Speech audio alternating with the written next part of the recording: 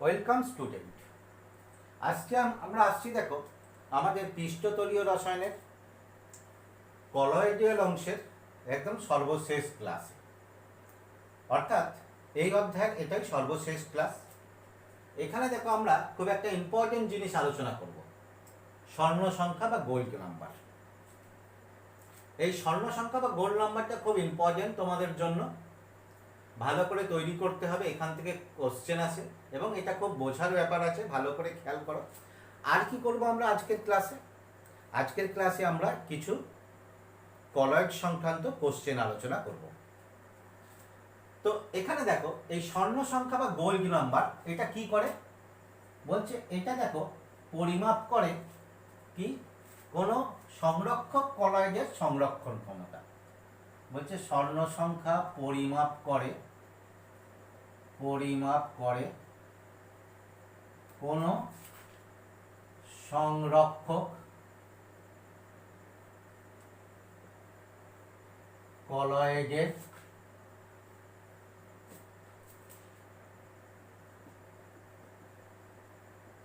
সংরক্ষণ ক্ষমতা। তাহলে সংরক্ষক কলয়েডের সংরক্ষণ ক্ষমতা পরিমাপ করে কিভাবে বলছে, দেখো তার আগে আমরা এই সংরক্ষক কলয়েড এবং তার সংরক্ষণ ক্ষমতা সম্পর্কটা একটু বুঝে নিই, তারপরে আমরা এই স্বর্ণ সংখ্যার মধ্যে যাব, কারণ সরাসরি গেলে তোমাদের একটু বুঝতে অসুবিধা হতে পারে। ধরো আমি দুটো ছোট ছোট বিকার নিয়েছি, বিকারে অল্প করে কলয়েড দ্রবণ নিয়েছি, এটাতে ধরো নিয়েছি আমি গোল্ড সল্ট। অপর একটা বিকার নিয়েছি একই রকম একই পরিমাণ, এতেও একটা কলয়েড নিয়েছি, ধরো এতে কলয়েড নিয়েছি জিলেটিন বা জিলেটিনের দ্রবণ। তো তোমরা এখানে দেখো কলয়েড দুটো দেখে কি বুঝতে পারছো, এইটা সাধারণত তোমার কি আছে, দাবক বিকর্ষী, আর এটা তোমার কি হচ্ছে, দাবক আকর্ষী কলয়েড। দুটো আলাদা আলাদা কলয়েড নিয়েছি। এবার কি করছি, আমি এখানে অল্প করে NaCl এর দ্রবণ, সেটা আমি টেস্ট টিউবে নিতে পারি বা কোনো বিকারে নিতে পারি, নিলাম। তাহলে এর মধ্যে কিছুটা NaCl যোগ করলাম। যোগ করার পরে দেখলাম যে এইটা তোমার কি হয়ে গেল, এই কলয়েডটা নিচে এরকম থিতিয়ে পড়লো, অর্থাৎ কলয়েডটা কি হয়ে গেল, তঞ্চিত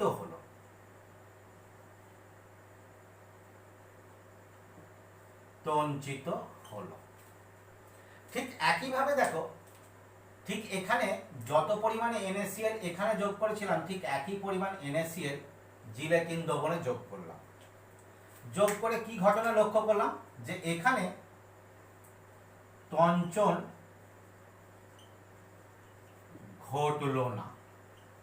ভালো করে খেয়াল করো, তাহলে যখন গোল্ড সলের মধ্যে NaCl যোগ করলাম, গোল্ড সল তঞ্চিত হয়ে গেল, অধক্ষিপ্ত হলো। আর যখন এটা জিলেটিনের মধ্যে যোগ করলাম, তখন জিলেটিনের ক্ষেত্রে তঞ্চন ঘটলো না, সম পরিমাণ NaCl যোগ করে। তাহলে এখান থেকে আমরা একটা জিনিস বুঝলাম, দেখো, যে এর অপেক্ষা এর ক্ষেত্রে স্থায়িত্ব বেশি। একটুকু বুঝেছি, যেটা আমরা আগে আলোচনাও করেছি। এবার দেখো কি করছি, আমি আবার কিছুটা গোল্ড সল নিলাম, ওই একই পরিমাণে গোল্ড সল নিলাম, একটা বিকারের মধ্যে অল্প পরিমাণে গোল্ড সল নিলাম, গোল্ড সল। এবার কি করছি দেখো, প্রথমে এখানে যে পরিমাণ NaCl যোগ করেছিলাম, আবার সেই পরিমাণ NaCl যোগ করলাম। তাহলে NaCl যোগ করলেই কি হবে, এর ক্ষেত্রে তঞ্চন শুরু হবে। এবার করলাম কি, এখানে কিছুটা জিলেটিন যোগ করে দিলাম।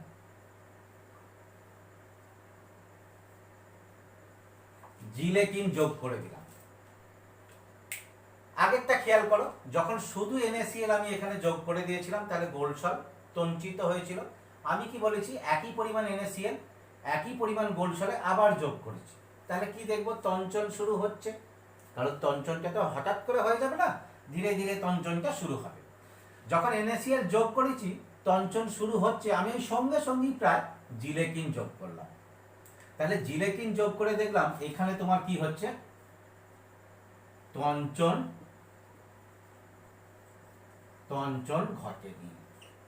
অর্থাৎ যখন দেখো শুধু গোল সলের মধ্যে আমরা একটা তড়িৎ বিশ্লেষ্য পদার্থ NaCl যোগ করেছি, আচ্ছা দেখো তোমরা জানো যে তড়িৎ বিশ্লেষ্য পদার্থ যোগ করলে যে কোনো কলয়েডের ক্ষেত্রে তঞ্চন প্রক্রিয়া শুরু হয়, সেই জন্য শুধু যখন গোল সলের মধ্যে দেখো আমরা NaCl যোগ করেছি তঞ্চন ঘটেছে, এবার ওই গোল সলের মধ্যে আবার NaCl যোগ করেছি, একই পরিমাণ গোল সলে একই NaCl যোগ করেছি, কিন্তু এখানে জিলেটিন যোগ করে দেওয়ার তাহলে তঞ্চনটা দ্বিতীয় ক্ষেত্রে ঘটেনি। তাহলে এক্ষেত্রে দেখো তো এই জিলেটিনটা কি করেছে, জিলেটিনটা গোল্ড সলকে সংরক্ষিত করেছে, অর্থাৎ তোমার কি আছে গোল্ড সলকে সংরক্ষিত করেছে,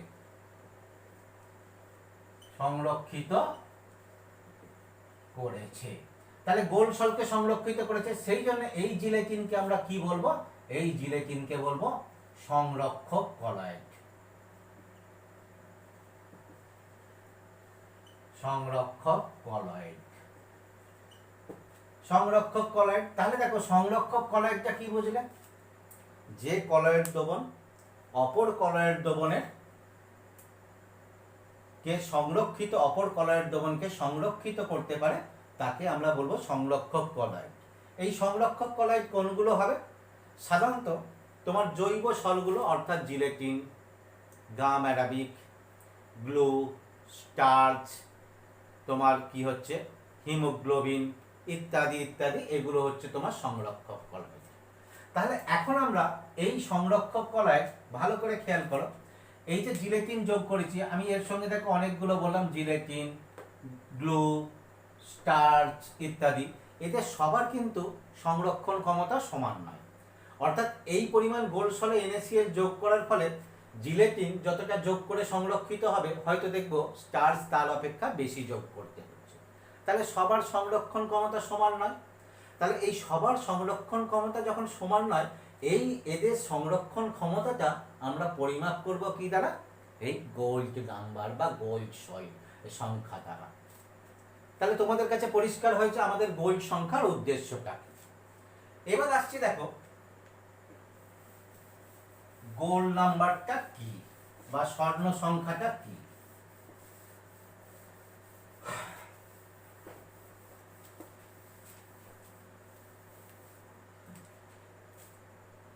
দেখো একটা টেস্ট টিউব বলি,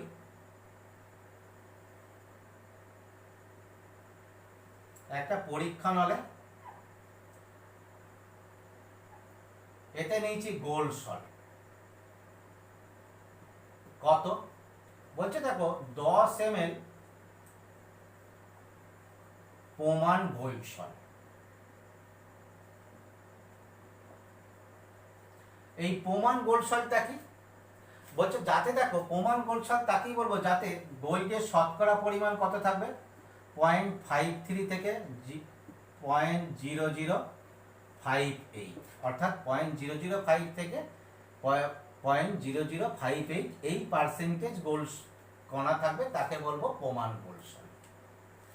এবার দেখো এখানে আমি যোগ করছি কি, যোগ করছি 1 ml 10% NaCl এর দ্রবণ, 1 ml 10% NaCl এর দ্রবণ যোগ করছি। তাহলে এটা যোগ করলেই এই সলের ক্ষেত্রে কি হবে, তঞ্চন শুরু হবে, তঞ্চন শুরু হবে। তঞ্চন শুরু হলে কি হয় বলছে, তঞ্চন শুরু হলে গোল্ড সলের বর্ণ কি হবে, নীল থেকে লাল হয়েছে। ভালো করে খেয়াল করো, গোলসল নিলাম, তাতে NaCl যোগ করেছি, যোগ করলেই তঞ্চন শুরু হবে। এবার তঞ্চন শুরু হলেই তোর গোলসলের বর্ণের পরিবর্তন ঘটবে। কি পরিবর্তন ঘটবে? নীল থেকে লাল। এবার দেখো যখনই তঞ্চন শুরু হয়েছে, এখানে আমি আরেকটা পদার্থ যোগ করলাম, কোন সংরক্ষক কলায়েড যোগ করলাম, অর্থাৎ এখানে অপর একটা পদার্থ যোগ করেছি। NaCl যোগ করার পরে কি যোগ করছি? সংরক্ষক কলায়েড।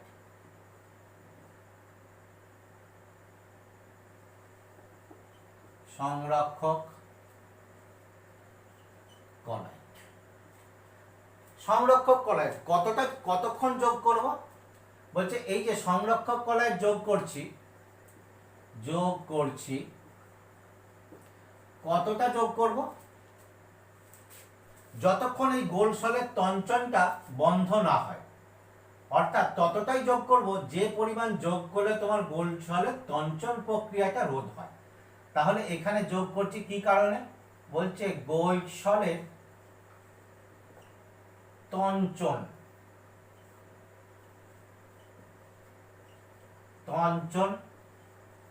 রোধ করতে।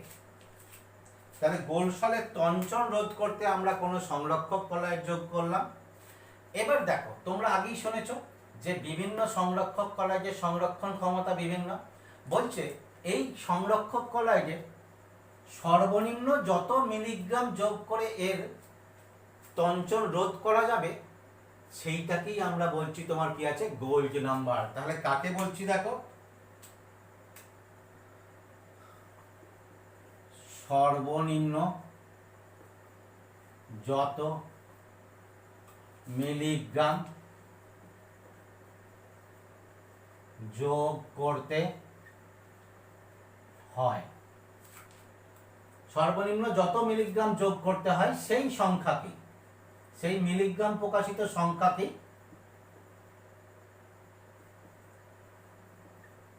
সংখ্যাকে বলে স্বর্ণ সংখ্যা বা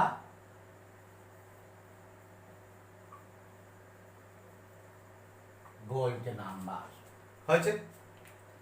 তাহলে এবার দেখো, যদি এটাকে আমরা সামারাইজ করি তাহলে কি বলতে পারি? যে 10 ml প্রমাণ গোলসলের মধ্যে 1 ml 10% NaCl যোগ করার ফলে যে তঞ্চন শুরু হবে, সেই তঞ্চনকে রোধ করার জন্য কোনো সংরক্ষক কলায়েডে সর্বনিম্ন যত মিলিগ্রাম যুক্ত করতে হয়, সেটাই হচ্ছে ওই গোলসলের স্বর্ণ সংখ্যা, বা এই গোলসলের বলছি ওই সংরক্ষক কলায়েডের স্বর্ণ সংখ্যা বা তোমার গোল্ড নাম্বার। আবার বলছি, খেয়াল করো, 10 ml প্রমাণ গোলসলের মধ্যে 1 ml 10% NaCl যোগ করলে যে তঞ্চন প্রক্রিয়া শুরু হবে, যার জন্য সলের বর্ণ নীল থেকে লাল হবে, এই তঞ্চন রোধ করার জন্য কোন সংরক্ষক কলায়েডে সর্বনিম্ন যত মিলিগ্রাম যোগ করতে হয়, সেটাই হচ্ছে স্বর্ণ সংখ্যা বা গোল্ড নাম্বার। হয়েছে? তাহলে এবার যদি আমরা দেখি, দেখো এখানে আমরা যুক্ত করছি কোন সংরক্ষক কলায়েড। ধরে নাও আমরা জিলেটিন যদি যুক্ত করি,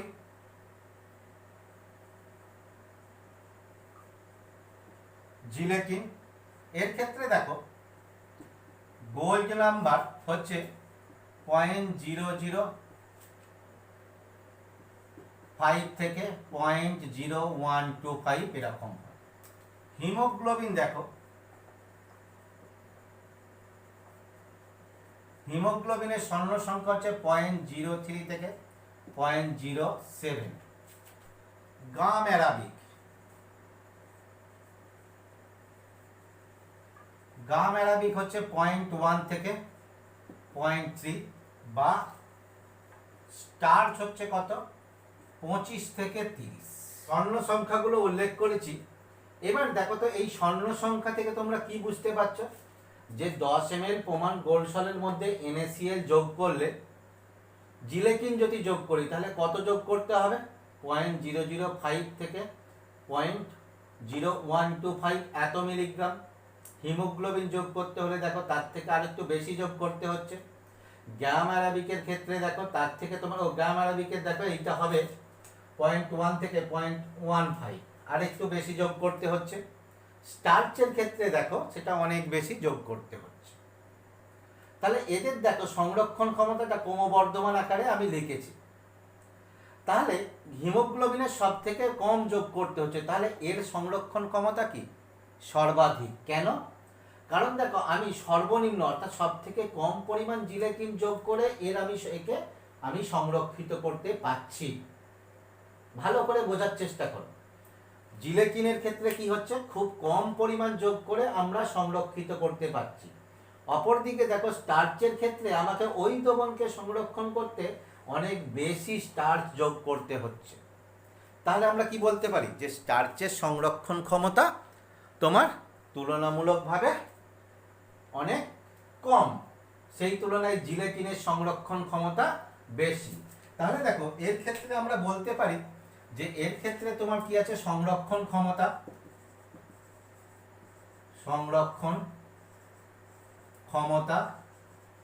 বেশি কার, জিলেটিনের, এবং জিলেটিনের সংরক্ষণ ক্ষমতা সর্বাধিক।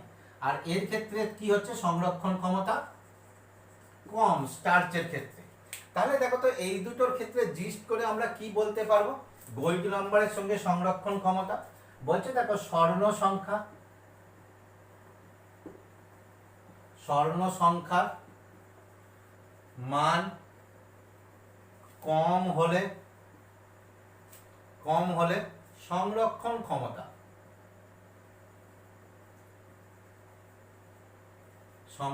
ক্ষমতা বেশি। স্বর্ণ সংখ্যার মান যত কম হবে তার সংরক্ষণ ক্ষমতা তত বেশি, আর স্বর্ণ সংখ্যার মান যদি তাহলে বেশি হয় তাহলে তার ক্ষেত্রে সংরক্ষণ ক্ষমতা তোমার কি হবে, কম হবে। তাহলে এখান থেকে দেখো আমরা গোল্ড নাম্বারটা জানলাম। এই সংরক্ষণ কলয়েডকে বা কলয়েডের সংরক্ষণ ক্ষমতাকে আমরা অনেক ক্ষেত্রে ব্যবহার করি। যেমন তোমরা দেখবে ফটোগ্রাফিক ফিল্মে তোমার কি থাকে, সিলভার ব্রোমাইড থাকে, সেখানে কিছুটা জিলেটিন যোগ করা হয় যাতে ওই ফুল ফিল্মের যে সিলভার ব্রোমাইডের কলয়েড থাকে তাকে জিলেটিন দ্বারা সংরক্ষিত করা হয়। ঠিক একইভাবে আইসক্রিমের মধ্যেও কিছু জিলেটিন যোগ করা হয়। কিসের জন্য, যে আইসক্রিমের ক্রিমের মধ্যে যে বরফের কুচিগুলো থাকে ওই বরফের কুচিগুলো যাতে পরস্পরের সঙ্গে যুক্ত না হয়ে যায়, সেই জন্য সেখানে কিছু পরিমাণে তোমার কি হচ্ছে, জিলেটিন যোগ করা থাকে। এবার আসবো আমরা দেখো এর ক্ষেত্রে কতগুলো কোশ্চেন, বা আমরা বলতে পারি এটা কলয়েডের প্রয়োগ।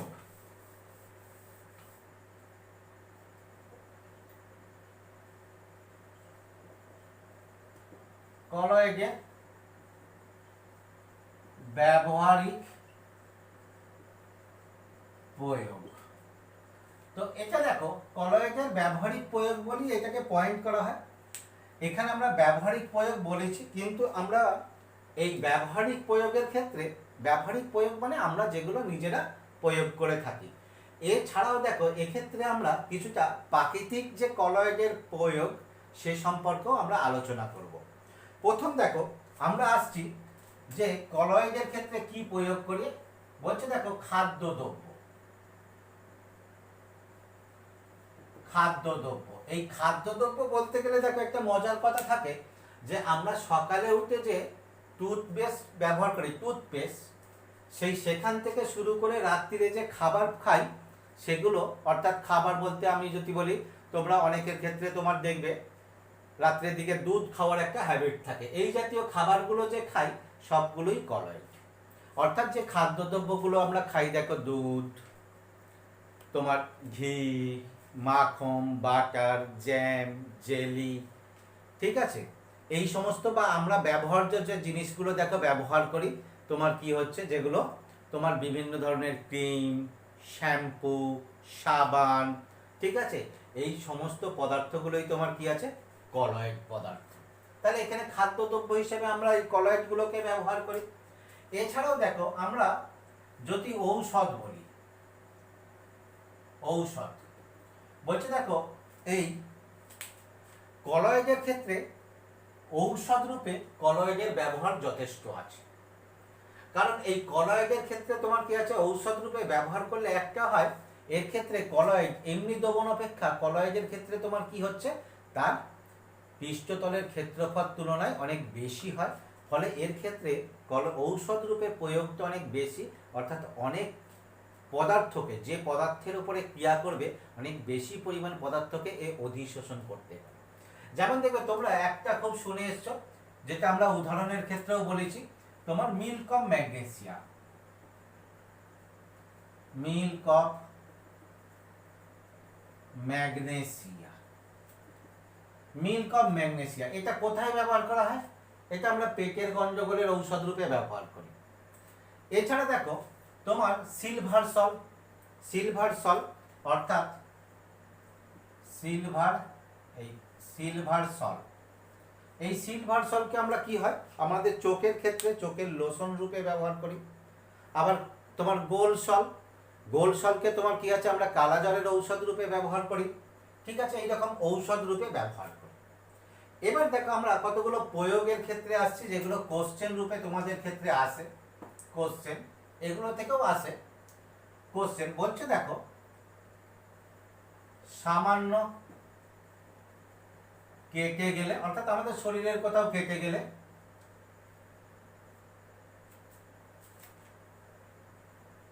ফটকিরি যোগ করা হয় কেন? সামান্য কেটে গেলে ফটকিরি যোগ করা হয় কেন? দেখো, ফটকিরি কিসের জন্য যোগ করা হয়? ফটকিরি যোগ করা হয় এটা রক্তটাকে তঞ্চন করতে, রক্ত তঞ্চন করতে। এই রক্ত কি? কলয়েড, কলয়েড কি আধান যুক্ত? নেগেটিভ। ফটকিরির মধ্যে কি আছে? ফটকিরির সংকেত কি?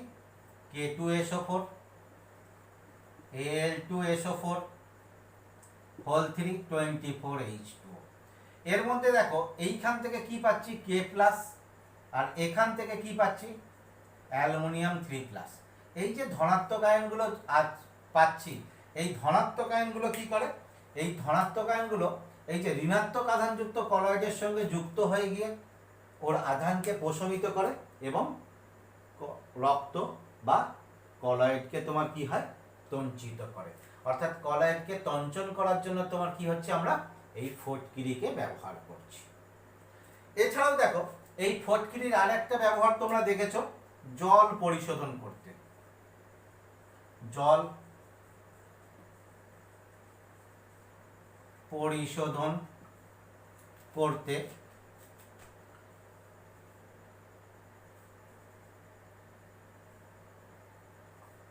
ফটকিরির ব্যবহার করা হয় কেন? বলছে দেখো, ফটকিরি ব্যবহার করা হয় জলে। সাধারণত যদি বলি জলে অনেক তোমার কি হয়? ধুলো বালি ইত্যাদি তোমার কি আছে? কাদা বা ক্লে কণা মিশে থাকে। জলের মধ্যে তোমার কি আছে? কাদা খুব সামান্য পরিমাণে থাকলেও এই কাদা তোমার কি হচ্ছে? একটা কলয়েড। কি কলয়েড? এটা নেগেটিভ, অর্থাৎ নেগেটিভ কলয়েড। তাহলে দেখো আগের মতোই নেগেটিভ কলয়েড যখন ফটকিরির মধ্যে কি আছে? K+, Al3+, এরাই নেগেটিভ কলয়েডের সঙ্গে যুক্ত হবে। যুক্ত হয়ে তোমার কি আছে? কলয়েডকে নিস্তড়িত কণায় পরিণত করবে এবং তৃতীয় পড়বে। অর্থাৎ জলের মধ্যে যদি কাদামাটি জাতীয় অশুদ্ধি থাকে তাহলে তাকে তোমার কি হবে? ফটকিরি সেইগুলোকে তঞ্চিত করে দেবে। এই কারণে জল পরিশোধন করতে তোমার কি হয়? ফটকিরি ব্যবহার করা হয়। এছাড়াও দেখো তোমরা ভূগোলেও একটা কোশ্চেন শুনে এসছো, বা এখানেও তোমরা বই খুললেই দেখতে পাবে যে নদীর মোহনায় বদ্বীপ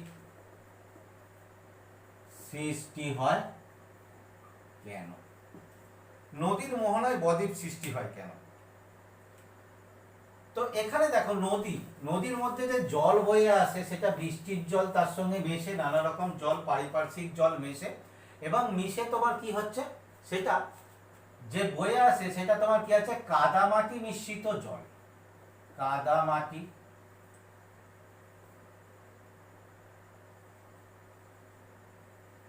মিশ্রিত জল। তোমরা জানো বা এইমাত্র শুনলে কাদামাটি মিশ্রিত জল কি? কলয়েড। এবং কি আধানযুক্ত? Negative আধানযুক্ত colloid. এখন এই নেগেটিভ আধানযুক্ত কলয়েড যখন মোহনাতে, অবশ্যই মোহনা মানে তোমার কি আছে সাধারণত? তোমার সমুদ্রের মোহনা। যখন তোমার সমুদ্রের কাছে আসবে, সমুদ্রের জলে কি আছে? লবণ। বিভিন্ন লবণ কিসের? সোডিয়াম ক্লোরাইড, ক্যালসিয়াম ক্লোরাইড, বা তোমার কি আছে ম্যাগনেসিয়াম ক্লোরাইড, বা এদের ব্রোমাইড লবণ থাকে। তাহলে এখানে দেখো ক্যাটায়নগুলো রয়েছে, ক্যালসিয়াম 2+, ম্যাগনেসিয়াম 2+ ইত্যাদি ক্যাটায়নগুলো আছে। এই ক্যাটায়নগুলো কি হবে? এই ঋণাত্মক আধানযুক্ত কলয়েডের সঙ্গে যুক্ত হয়ে গিয়ে পোষম কণা উৎপন্ন করবে। তাহলে পোষম কণা উৎপন্ন করলে তার কলয়েড ধর্মটা কি হচ্ছে? আর থাকছে না।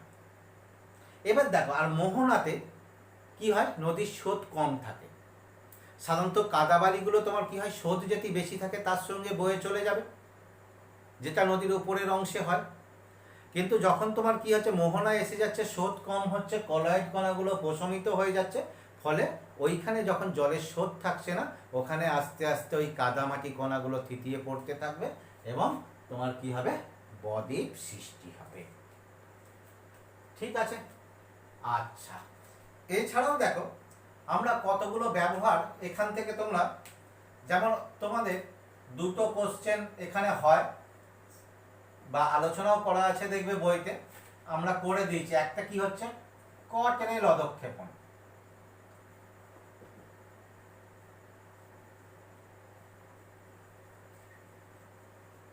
এটা আমরা তড়িৎ ধর্ম পড়তে গিয়ে আমরা বলে দিয়েছি। আর একটা দেখো হিমোডায়ালাইজার।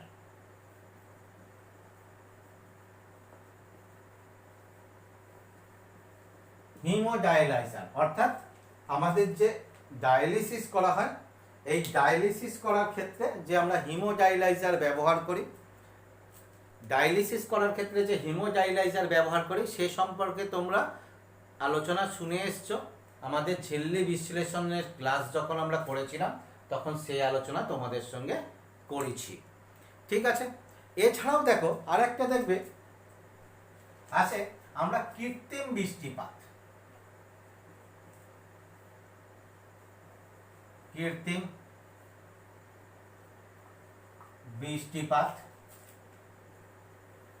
কিভাবে ঘটানো হয়? বলছি দেখো, কৃত্রিম বৃষ্টিপাত কোথা থেকে হবে? মেঘ থেকে। অর্থাৎ মেঘ আছে কিন্তু বৃষ্টি হচ্ছে না, তখনই আমরা ঘটাতে পারবো, কিন্তু মেঘ না থাকলে ঘটাতে পারবো না। বলছে মেঘ আছে অথচ বৃষ্টি হচ্ছে না। তোমরা জানো মেঘ কি? কলয়েড দ্রবণ। একবার মনে করার চেষ্টা করো তো, মেঘ কোন শ্রেণীর কলয়েড? মেঘের ক্ষেত্রে কি আছে মনে পড়ছে? অর্থাৎ তরল আছে গ্যাসের মধ্যে, তাই তো? অর্থাৎ তরল এরোসল। এই কলয়েড দেখো এটা কি আধানযুক্ত? নেগেটিভ আধানযুক্ত। তাহলে মেঘ হচ্ছে নেগেটিভ আধানযুক্ত। তাহলে সেক্ষেত্রে জলকণা আছে কিন্তু সেটা নেমে আসছে না। তাহলে আমরা কি করব? কি করতে পারি?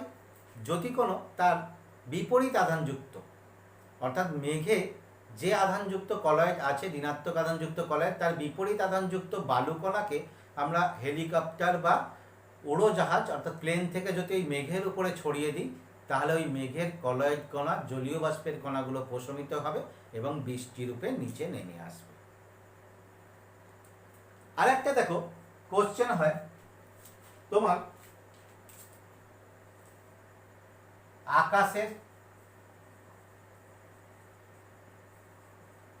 বর্ণ নীল হয় কেন? এই কোশ্চেন তোমরা ফিজিক্সেও করেছো। এইটা কিসের জন্য হয়? আলোক বিচ্ছুরণ।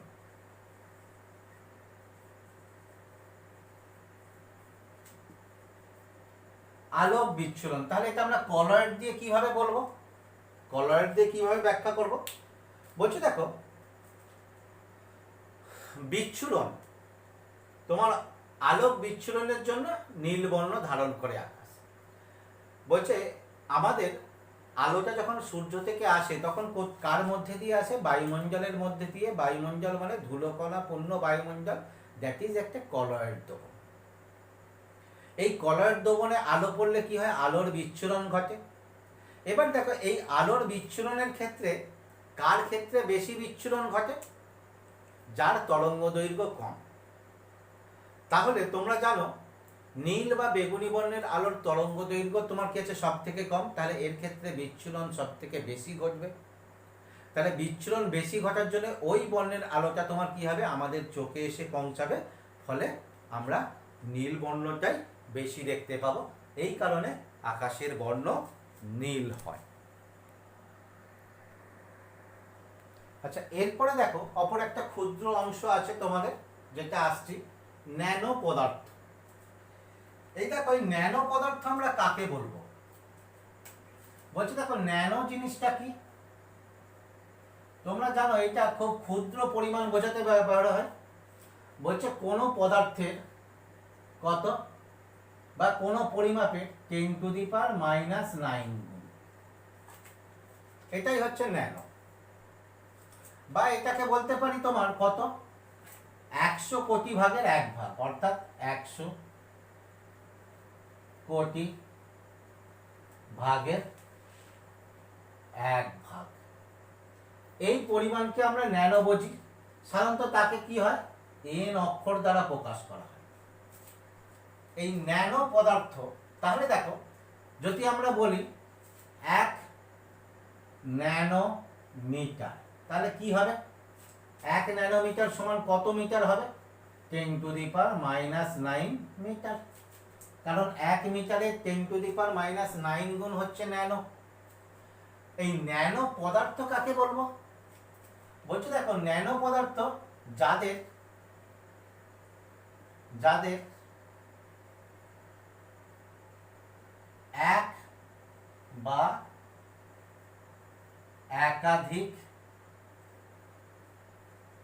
দেশীয় মাত্রা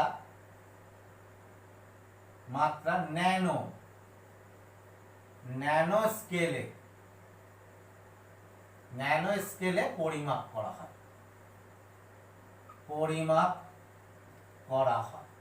কোন পদার্থের 1 বা একাধিক, একটাও হতে পারে একাধিক দেশীয় মাত্রা, অর্থাৎ তাদের দৈর্ঘ্য, প্রস্থ, উচ্চতা, বেধ, যে কোনো একটা মাত্রা যদি আমরা ন্যানো স্কেলে পরিমাপ করি বা ন্যানো স্কেলে পরিমাপযোগ্য হয়, তাহলে তাকে আমরা বলবো ন্যানো পদার্থ। এই ন্যানো স্কেলটা কি? বলছে ন্যানো স্কেল যে স্কেলে পরিমাপ মাত্রা, এই স্কেলে হচ্ছে কি আমার কি আছে? পরিমাপ মাত্রা বা পরিমাপ বিস্তার বলা যায়। পরিমাপ বিস্তার কত? 1 ন্যানোমিটার থেকে 100 ন্যানোমিটার পর্যন্ত থাকে। সেই স্কেলকে বলবো তোমার কি আছে? আমরা ন্যানো স্কেল। তাহলে এই ন্যানো স্কেল দ্বারা যার মাত্রা পরিমাপ করব তাকেই আমরা বলবো ন্যানো পদার্থ। এবার দেখো এই কোন মাত্রা বা কত দেশীয় মাত্রা পরিমাপ করছি তার উপরে ভিত্তি করে এই ন্যানো পদার্থগুলো কি হয়? একমাত্রিক,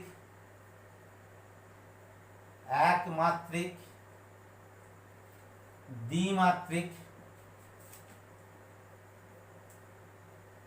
আর ত্রিমাত্রিক।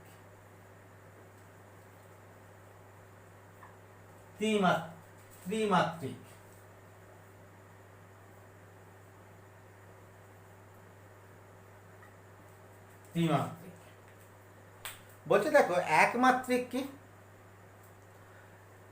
যার মাত্র একটা দেশীয় মাত্রা আমরা ন্যানো স্কেল দ্বারা পরিমাপ করতে পারি। সাধারণত কি বলতে পারি? খুব সরু সূক্ষ্ম ফিল্ম, যার ক্ষেত্রে আমরা বেধটা শুধুমাত্র ন্যানো স্কেল দ্বারা পরিমাপ করব। দৈর্ঘ্য অনেক বেশি হতে পারে, প্রস্থ বেশি হতে পারে, সেটা আলাদা, যার ক্ষেত্রে বেধটা আমরা ন্যানো স্কেলে পরিমাপ করব। দ্বিমাত্রিক কি? যার দুটো মাত্রা, অর্থাৎ এক্স অ্যাক্সিস ওয়াই অ্যাক্সিস এরকম দুটো মাত্রা আমরা ন্যানো স্কেলে পরিমাপ করতে পারি। যেমন খুব ন্যানো টিউব, ন্যানো রড ইত্যাদি। আর ত্রিমাত্রিকটা কি? এটা ন্যানো কণা, যার 3টে মাত্রা, অর্থাৎ দৈর্ঘ্য, প্রস্থ, উচ্চতা সবই আমরা ন্যানো স্কেলে পরিমাপ করব। সেটা হচ্ছে তোমার কি আছে, যেমন বিভিন্ন তোমার কি আছে ন্যানো কণা। আবার দেখো, উপাদানের উপর ভিত্তি করে এই ন্যানো পদার্থগুলোকে 3 প্রকারের করা হয়। উপাদানের উপর ভিত্তি করে কার্বন ঘটিত,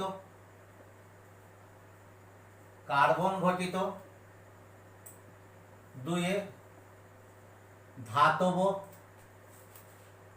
ন্যানো পদার্থ,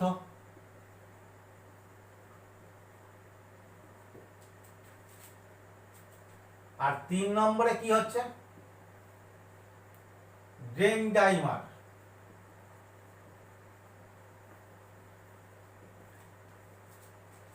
কার্বন ঘটিত অর্থাৎ কার্বন পরমাণু দ্বারা তৈরি, সি পরমাণু দ্বারা তৈরি ন্যানো পদার্থ। যেমন সব থেকে কমন উদাহরণ হচ্ছে তোমার কি আছে ফুলারিন, খুব সূক্ষ্ম টিউবের আকৃতির ন্যানো পদার্থ। ধাতব ন্যানো পদার্থ কোনটা? ধাতু বা তার লবণ দ্বারা গঠিত ন্যানো পদার্থ। ডেনডাইমার, এটা কি? পলিমার দ্বারা গঠিত ন্যানো পদার্থ। এছাড়াও দেখবে এক প্রকারের মিক্স ন্যানো পদার্থ থাকে, যাদের ক্ষেত্রে একাধিক ন্যানো উপাদান মিশে গিয়ে একটা ন্যানো পদার্থ তৈরি করে। এখন আমরা এই ন্যানো পদার্থগুলোর আলোচনার ক্ষেত্রে কেন আসছি? কারণ এই চ্যাপ্টারে দেখবে আমরা আলোচনা করেছি যে পদার্থের তোমার কি আছে পৃষ্ঠতল সংক্রান্ত। এবার তোমরা জানো কোনো পদার্থ যত ক্ষুদ্র হবে তার পৃষ্ঠতলের ক্ষেত্রফল তোমার কি হয়ে যায়, তত বেড়ে যায়। তাহলে তার পৃষ্ঠতলের ক্ষেত্রফল যত বাড়ে তাহলে তার পৃষ্ঠতলের অ্যাক্টিভিটি তত বাড়ে। এই কারণে ন্যানো পদার্থগুলোর সক্রিয়তা খুব বেশি হয়। যেমন দেখবে গোল্ড নিষ্ক্রিয় প্রকৃতির, কিন্তু ন্যানো গোল্ড খুব সক্রিয় প্রকৃতির, সহজেই বিক্রিয়া করে। কেন? সেখানে ন্যানো পদার্থগুলোর সক্রিয়তা বেশি কেন? বলছে দেখো, ন্যানো পদার্থগুলো তোমার কি হয়, খুব পৃষ্ঠতলের ক্ষেত্রফল অনেক বেশি হয়, এবং পৃষ্ঠতলে যে পরমাণুগুলো তোমরা জানো আভ্যন্তরীণ পরমাণু অপেক্ষা কি হচ্ছে, পৃষ্ঠতলের পরমাণুগুলো অপেক্ষাকৃত দুর্বলভাবে আবদ্ধ থাকে। তাহলে ওখানে দুর্বলভাবে আবদ্ধ পরমাণুর সংখ্যা অনেক বেশি হয়ে যাওয়ার জন্য ন্যানো পদার্থগুলো তোমার কি আছে সক্রিয়তা অনেক বেশি হয়। ঠিক আছে। এছাড়াও দেখবে তোমরা ইলেকট্রনীয় পরিবাহীর ক্ষেত্রে সেক্ষেত্রে তোমাদের কি হচ্ছে, এমনি যখন পদার্থের কণাগুলো বড় আকারের থাকবে তখন তাদের ক্ষেত্রে যে মুক্ত ইলেকট্রনগুলো থাকে সেই মুক্ত ইলেকট্রনগুলো তোমার কি হচ্ছে, অনেক পরমাণুর মধ্যে থেকে একটা ইলেকট্রনীয় ব্যান্ড বা পটি গঠন করে। কিন্তু এই ইলেকট্রনীয় ব্যান্ড বা পটির পরিবহনটা তুলনামূলকভাবে কম। কিন্তু যখন ন্যানো পদার্থ থাকবে, খুব সূক্ষ্ম কণা আকারে থাকবে, তাদের ক্ষেত্রে ইলেকট্রনগুলো ঠিক ওই ন্যানো পদার্থ বা ক্ষুদ্র পদার্থের অধিকৃত অবস্থায় থাকবে এবং সেক্ষেত্রে অনেকটা দুর্বলভাবে আবদ্ধ থাকে। ফলে সেগুলো সহজেই তোমার কি আছে, তার ইলেকট্রনীয় অ্যাক্টিভিটি অর্থাৎ তোমার পরিবহন বা কোনো রাসায়নিক বিক্রিয়ায় অংশগ্রহণ করতে পারে। এই ন্যানো পদার্থগুলোকে আমরা কোথায় ব্যবহার করি? এখন এই ন্যানো পার্টিকেলের ব্যবহার প্রচুর পরিমাণে বেড়ে গেছে। সব থেকে কমন যেটা দেখো, তোমার মোবাইল, কম্পিউটার ইত্যাদিতে চিপস, ফিল্ম ইত্যাদির উপরে প্রচুর ন্যানো পদার্থ ব্যবহার করা হয়। এছাড়া রং, বার্নিশ ইত্যাদির ক্ষেত্রেও ন্যানো পদার্থ ব্যবহার করা হচ্ছে। বিভিন্ন খেলার সাজ সরঞ্জাম, উন্নত ধরনের সাজ সরঞ্জাম তৈরি করতে ন্যানো পদার্থ ব্যবহার করা হয়। এছাড়াও আমাদের যে আর্টিফিশিয়াল যে অঙ্গ প্রত্যঙ্গ, অর্থাৎ কোনো অঙ্গ প্রত্যঙ্গ যদি তোমার কি হয়, তার অ্যাক্টিভিটি নষ্ট হয়, বিকলাঙ্গ হয়, সেখানে যে আমরা আর্টিফিশিয়াল যে অঙ্গ প্রত্যঙ্গগুলো ব্যবহার করি তার সূক্ষ্ম উপাদান তৈরি করতে ন্যানো পদার্থ ব্যবহার করা হয়। তাহলে এই গেল তোমাদের দেখো স্বর্ণ সংখ্যা থেকে আপ টু ন্যানো পদার্থ পর্যন্ত। তোমরা স্বর্ণ সংখ্যাটাকে খুব ভালো করে করবে। ওর পরের কোশ্চেন আলোচনাগুলো তো করা হলো। স্বর্ণ সংখ্যা থেকেও প্রচুর বা ভালো কোশ্চেন আসে, যে স্বর্ণ সংখ্যা কি দিতে পারে। তোমার কি আছে, জিলেটিন এবং গ্যাম অ্যারাবিক কার ক্ষেত্রে স্বর্ণ সংখ্যা কত, এবং এই স্বর্ণ সংখ্যা থেকে তুমি তার সংরক্ষণ ক্ষমতা সম্পর্কে কিরূপ ধারণা করতে পারো, ইত্যাদি। আচ্ছা, ওখানে দেখো একটা আলোচনা করেছিলাম যে গোলসল যখন তঞ্চন ঘটছে তখন তার বর্ণের পরিবর্তন লাল থেকে নীল হচ্ছে। এই লাল থেকে নীল কেন হচ্ছে এটা তোমাদের হোমওয়ার্ক রূপে দেয়া থাকলো। তোমরা ভেবে কোশ্চেনটা ভিডিওর কমেন্ট বক্সে জানাবে। আবার বলছি, দেখো কোশ্চেনটা কি, যে গোলসলে যখন NaCl যোগ করছি তখন তঞ্চন প্রক্রিয়া শুরু হচ্ছে, এটা আমরা জানি। এবং তঞ্চন প্রক্রিয়া শুরু হলেই তোমার কি আছে, ওই NaCl যোগ করার জন্য যে তঞ্চন হচ্ছে তার জন্য ওর বর্ণ নীল থেকে লালে পরিণত হচ্ছে। এই নীল থেকে লালে কেন পরিণত হচ্ছে, অর্থাৎ এই বর্ণের পরিবর্তনটা কেন, সেই কোশ্চেনটার উত্তর তোমরা জানাবে।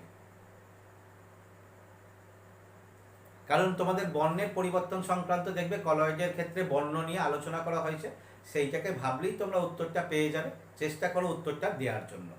তাহলে আজকে তোমাদের পৃষ্ঠতলীয় রসায়নের সবটা শেষ হয়ে গেল। তোমরা খুব ভালো করে পড়াটা তৈরি করো, বারবার ধরে রিভাইজ করো, কোশ্চেনগুলো নিয়ে বিভিন্ন কোশ্চেন ব্যাংক থেকে কোশ্চেনগুলো বা MCQ কোশ্চেনগুলো নিয়ে আলোচনা করো এবং প্রশ্ন উত্তরগুলো নিজেরা খুব ভালো করে তৈরি করো।